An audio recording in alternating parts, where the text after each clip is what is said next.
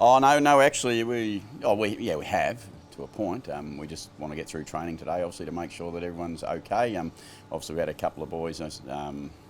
Obviously Brad suspended, and what? Sorry.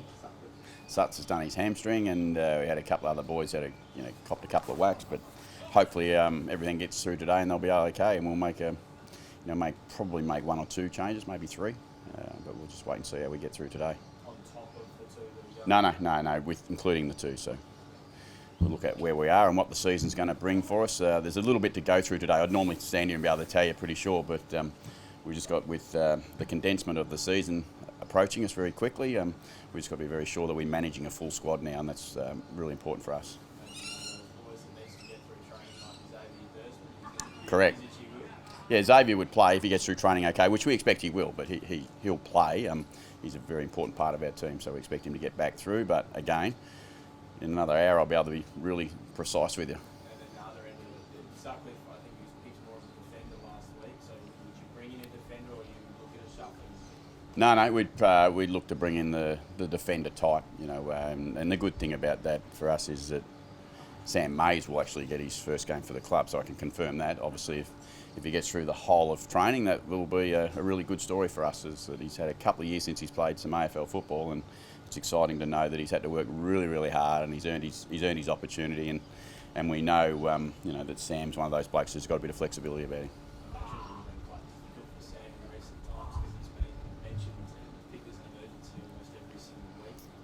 Yeah, and that's exactly what it has been for him. It's been really challenging at times, but he's maintained a motivation, and he's just wanted to be a part and get a chance to be a part, and not just in the pre-season games, which he's played earlier on in the year. So good on him, and he's persisted and he's made his way into the team, and I'm sure he'll give everything he's got to stay there. I know that. How does he react when he's picked through his first game here at Adelaide? As an older player, does he react like a debutant almost? Yeah, a little. Yeah, it's a little bit of that. I mean, because it's been so hard for him to get that opportunity, I think he's certainly emotionally embraced that moment, and it's a really good story for him. And funnily enough, it's at the Gabba.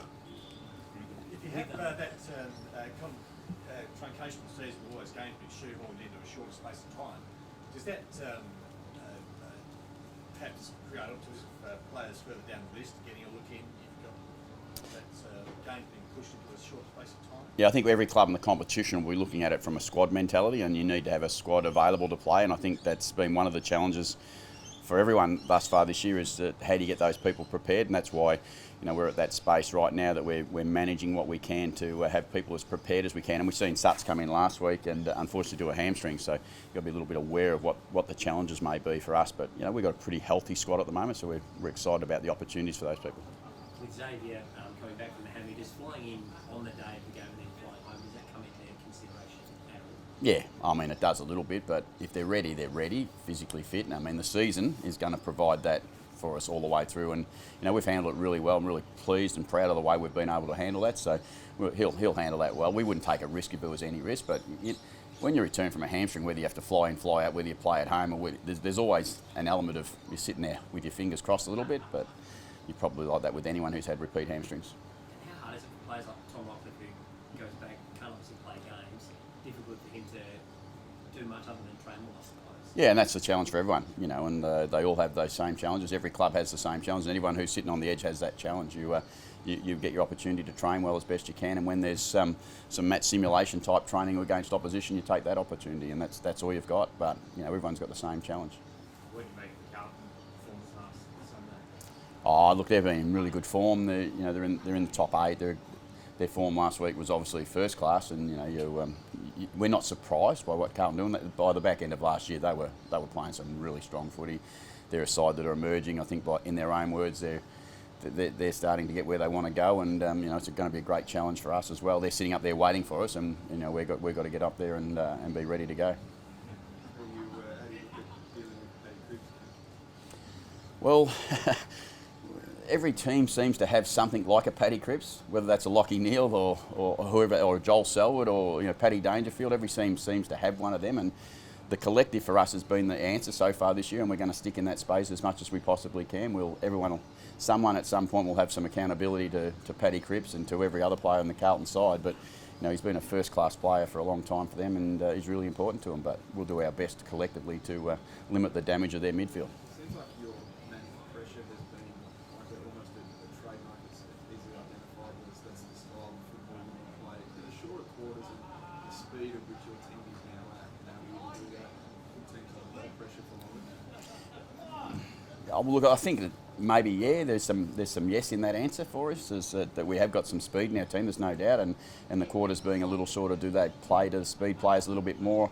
I'm not sure. The rotations are the same, so you do get to keep them reasonably fresh, and that allows them to use their speed. And our team hopefully does have that pressure of defence that you're talking about. And I think we see the good teams; they're all capable of putting real speed on you in defence. And if you can do that, you give yourself a chance, I reckon. When clubs like Port Adelaide have done a lot of heavy lifting on the hubs, flying in, flying out, are you confident of any sort of quick play later in the season in terms of a bit more weight in terms of home games? I think that would be reasonable to some common sense would apply there a little bit, that we would get some games at home. But look, there's a lot of teams now that are challenged with a bigger challenge than we had even in our time in the hubs, and now travelling time to go back to Queensland. So we're not going to sit here and look for any advantages or disadvantages. We just want to look forward to the opportunity to play football for this season, and hopefully make it a successful one.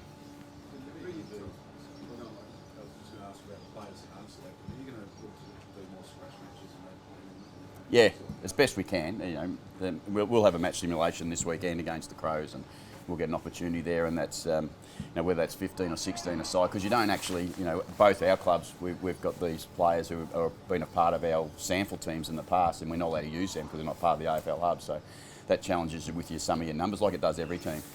And so we'll do our best to organise some form of match as much as we can for all those players as we go now through the rest of the season. Now, if that's against the Crows regularly, I'm sure that will be the case probably more often than not, but against others when we can. Again, we'll work through that, and it'll depend on your numbers, I reckon, as far as, can you get something out of, if your numbers, if you get a few injuries and you start to drip away with your numbers, can you actually get something out of, if it ends up being 10 on 10 or 11 on 11, that's what the season will pretty much bring to sides, I think, by the end of it. So there'll be some challenges with the numbers then.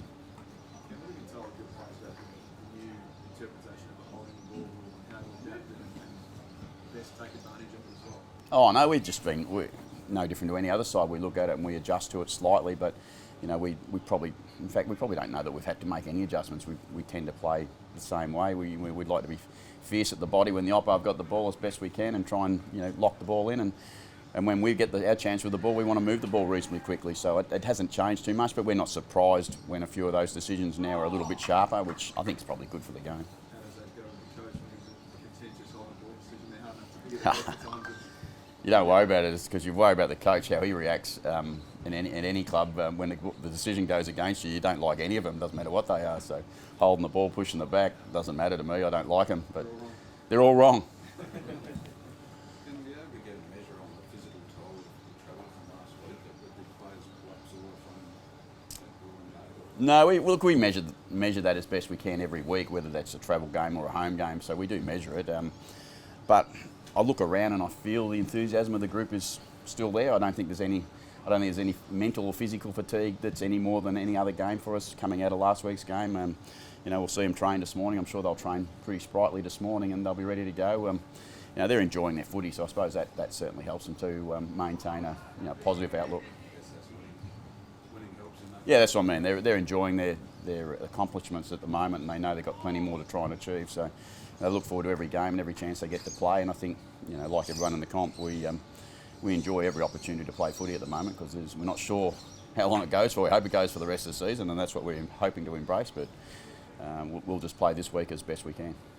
Talk about the squad mentality situation. For how much rotation do you actually expect once games get progressed? Oh, look, it's a little hard to answer, because it'll come down to how combative the games have been, how your squad's feeling. A bit like some of the measures you talk about. If you're measuring fatigue and injury and stuff like that after 2 or 3 days compared to 4 or 5 days, it may be a different approach, and it may be that you have to got to err on the side of caution a little bit more than you would normally. You'd maybe take it right to the end of the line and play someone, whereas now you go, okay, well, we probably need 30 to 32 players ready to go at any one point in time, and you know the best what we can prepare them is give them opportunities to play. I don't think any side relies wholly and solely on one or two players in your team. So, you know, that's not right or wrong, but you've got to have that mentality that if you've got 30 or 32 that are ready to play, you'll be okay.